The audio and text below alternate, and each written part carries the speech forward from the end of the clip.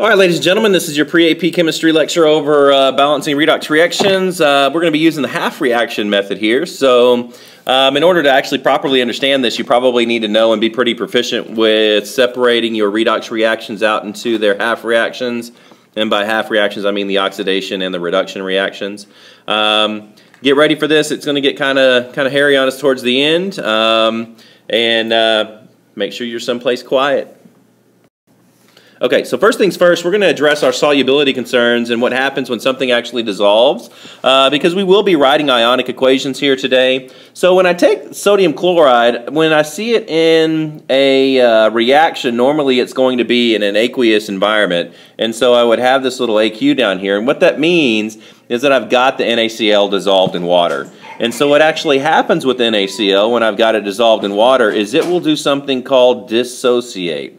Right, which means it's going to separate into its respective ions. And to do this, I go back to actually my roots in ionic bonding, and I know that sodium's a group 1, so it'll form that +1 ion. I know chlorine's a group 7, so it'll form that -1 ion. All right, and so when I have an aqueous environment, this is actually what exists in my solution. All right, it doesn't actually exist as NaCl. The NaCl does not stay apart. It does something called dissociation. And let me go ahead and pause this video real quick and write that down for you.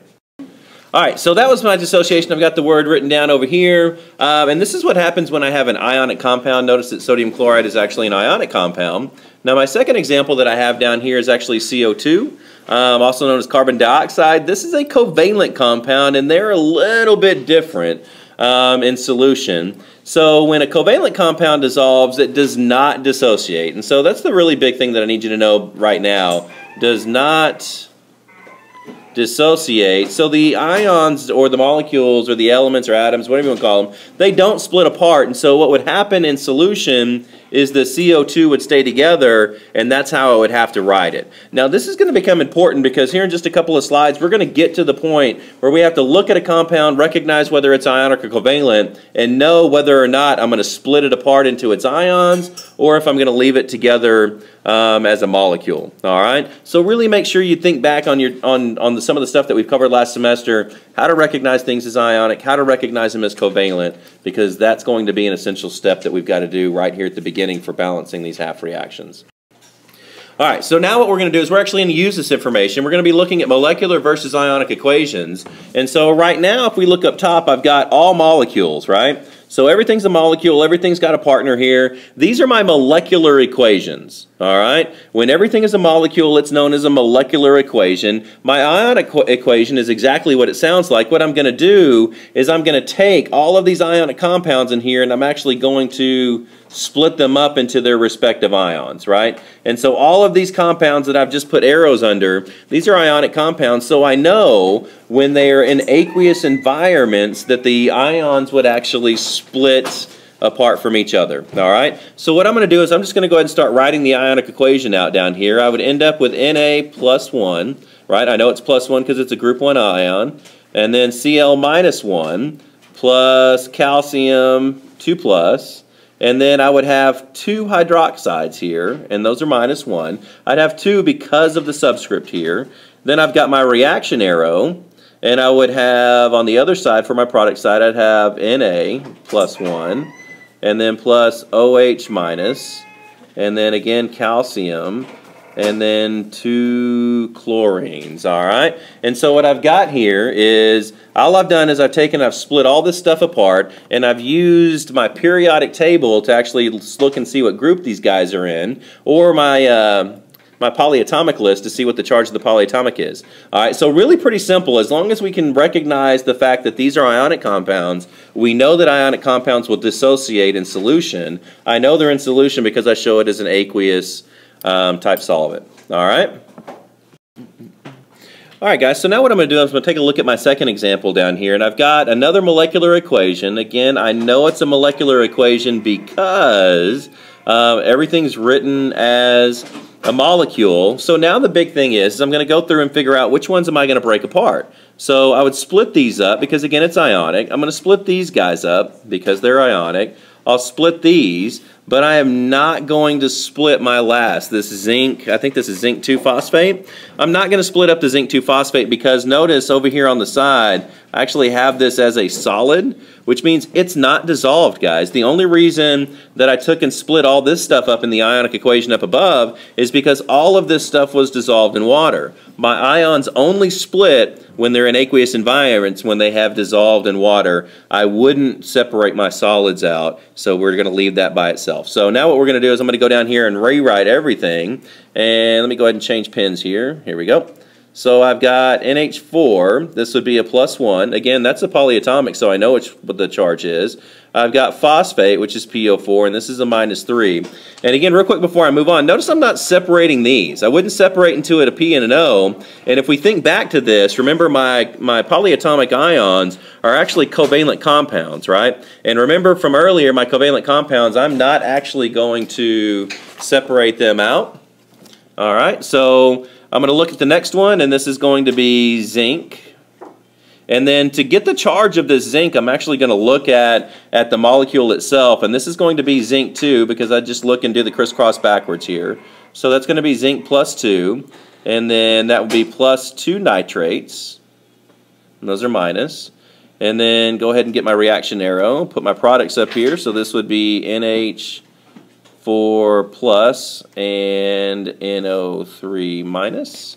And then I would leave the zinc phosphate together. Now this is, I'm kind of running out of room over here. 2, and then we'll put 3 there. All right, so this is what we're going to be doing. This is kind of the first step when we're balancing out our redox reactions, is we're going to need to split them from a molecular equation into an ionic equation. And then again, that's the very first step. You're going to have to be able to do this, so I need you to understand and be able to recognize the difference between something that's ionic versus something that's covalent. I know when to split something apart, right? And I know to split it apart because it's in an aqueous environment. If it was like a solid or a gas or it was covalent, I would not split it apart. All right? Okay, so looking through here, I'm going to scare you because this is 10 steps for balancing a redox reaction, right? So y'all are going to look at this and you might get a little bit of intimidation or a little bit intimidated, but notice the first two is the step that we just did, right? We're going to write out our ionic equation, and then what we'll do is we'll actually assign oxidation numbers to everything, and we're going to cancel out stuff that doesn't change, right? So we're going to simplify the reaction and what we're looking at. Then we'll write out our half reactions, right? And essentially, y'all have done up to step number 3 already. Y'all can do that. All right. The new stuff for this particular lecture is only steps 4 through 10. And really, to be honest with you, I'll be good if you can get to 8. So 4 through 8 is what I really want you to focus on here. And you can read this, pause the video, and read through what the steps are. I need you to write them down and kind of have them sitting over to the side. So as we go along with these, and I'm only going to do one example in this particular lecture just to keep time down. But it's not, again, it's not anything that's too crazy difficult as long as you have the steps memorized of what you need to do. Okay, so if we look up top, this is my first example that I'm going to do with y'all. I've got my molecular equation written up top. I've gone ahead and just in type separated out my ions, right? So everything that was aqueous right here, which is everything except for water. Notice water's a liquid and this is a covalent compound, so I wouldn't separate it out. But everything else is an aqueous compound, it's an ionic compound, so I've separated them into their respective ions. This is my ionic equation, all right? So now that I have my ionic equation, what I'm going to do is I'm going to go ahead and assign oxidation numbers to all of these. So what I'd like you to do is go ahead and copy down the molecular and the ionic equation, and I want you to go ahead and assign oxidation numbers to everything in the ionic equation. All right? I'm going to pause the video, and when I come back, I'm going to have it all done. I'd like you to be able to compare what you have to what I have. All right, guys, so we've got our oxidation numbers written on everything, and so what we're going to do now is we're actually going to go to and finish step number 2, right? Because we've written out the ionic equation, we've got all our oxidation states. Now what we're going to do is we're going to cancel out stuff. We want to simplify this so that we can balance out everything without having to keep track of 17 different oxygens. So what we're going to do is we'll look for elements that do not change oxidation state from my reactant side to my product side. So let's just start at the beginning. I look at potassium. Potassium's a group 1 ion, right? Or group 1 metal. So I know it's always going to be +1. So I'm going to take this potassium and I'm actually just going to cancel it out. I'm going to get rid of it because I don't want to mess with it in my half reactions. Next thing I'm going to do, I'm going to look at the permanganate. And so my permanganate ion is, my manganese is +7 and +2. So this is actually going to be one that I'm going to keep. So I'm going to go ahead and circle it. My iron, which is Fe +2 and Fe +3. Your brother making you leave again? Yeah. Now you're infamous on my video forever. All right, and then now I've got those two that I'm keeping. I look and I see my sulfate. My sulfate's a polyatomic, so again, it's not something that's going to change oxidation state from one side to the other. So I'm going to go ahead and cancel out all of those. And then now I look at my hydrogens, and I'm seeing +1, +1, and so I'm going to go ahead and cancel this. And notice my oxygens, none of them actually changed oxidation state either. So you see how much I actually get to cancel out here. And so what I'm left with is my skeleton equation. So I'm ending up with just MnO4 plus Fe gives me 2Fe +3 and Mn +2. And so now this is something that we can work with, guys. Notice what we've gone from and what now we're actually going to go to. And so now what we need to do is I'm going to go ahead and bring back down my oxidation numbers, and we're going to go ahead and identify my oxidation and my reduction reaction. And we'll do step number 3 where we write out our half reactions. So I'm going to pause the video, go ahead and write those down. I'd like you to pause it as well, and then you can go ahead and write down your oxidation and reduction reactions as well. Alright guys, so I got my half reactions written here. Notice I've taken the irons down. I know that that's my oxidation because I go from a +2 to a +3, and since that's a change in one charge or oxidation state, I've lost an electron there. My manganese, I'm going from +7 to +2, so I'm gaining those 5 electrons, alright? So I've got my half reactions written out now. Now what I'm going to do is step number 4, where I'm going to say I need to balance out all of my elements other than oxygen and hydrogen, right? So looking at this, I've got 1 iron, those are balanced. I've got 1 manganese and 1 manganese, those are balanced as well. So I'm moving on past that.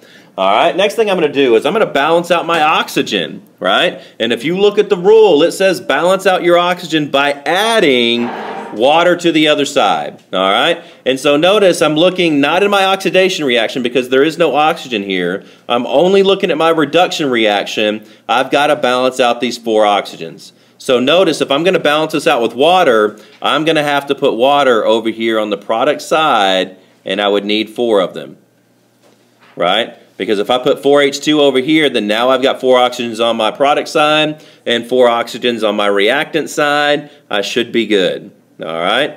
And then now that my oxygens are balanced, I need to go to step number 5 or to step number 6, and it actually says I'm going to balance out my hydrogens by adding my H+. Now, if you notice again, for my Fe, I don't have anything to balance out there. No hydrogens, no oxygens. Now, with my reduction reaction, I balance out the oxygen by putting the water, and now all of a sudden I have 8 hydrogens over here on the product side, so I'm going to have to go back to my reactant side and actually add those 8 hydrogens to get them to balance out. All right?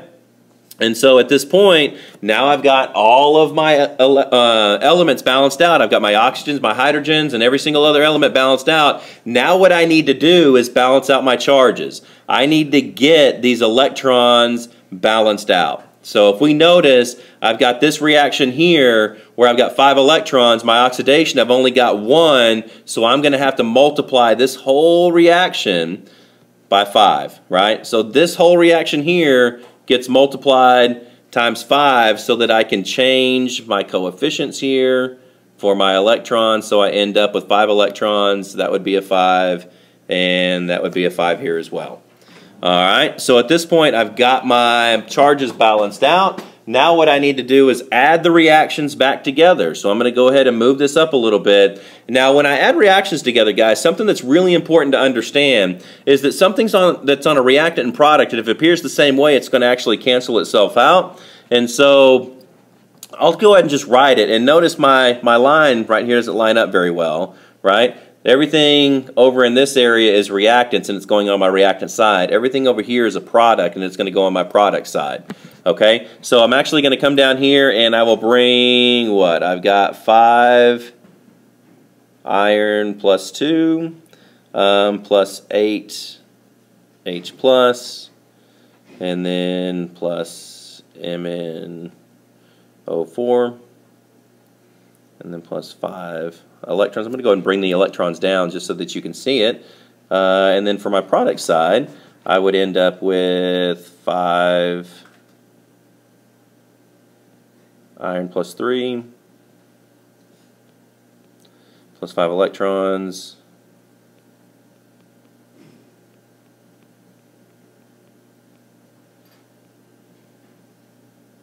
Alright, so one thing I want you to notice is when I added the two reactions back together, all I did was take everything on the reactant side and put it on the reactant side. Everything on the product side, I put it on the product side. Now what we need to do is go ahead and cancel some more stuff out. Notice I've got 5 electrons being consumed and 5 electrons being produced. So what I'd do is I'd just go ahead and cancel those out. I'd get rid of them, alright? And now what I've got is I actually have a balanced redox reaction. Alright, and so if we can get to this point, I'm going to be okay. I'm going to go ahead and skip the last couple of steps here because this should take us back to number 8.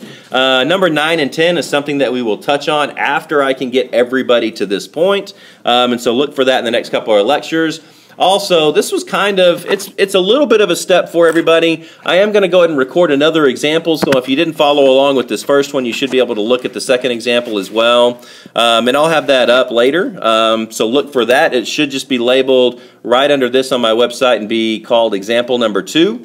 And so you'll be able to watch that, but definitely make sure that you come to class next time. You've got the at least the first 8 rules memorized. You know how to separate a molecular equation into an ionic equation. You know how to label those oxidation states and cancel out the stuff that's the same. Label or write out your half reactions, and then you know the steps. Hey, I know how to balance the oxygen. I know how to balance the hydrogen. All right, and I know how to add the stuff back together because this is where we're taking it into the next class. All right. So come with any questions you've got, and I'll see you there.